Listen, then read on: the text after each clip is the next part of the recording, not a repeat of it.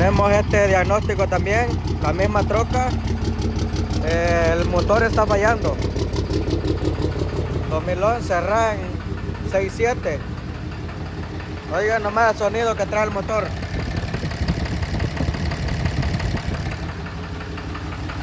Oigan cómo se escucha, clac, clac, clac, clac, clac, clac, clac, clac, clac.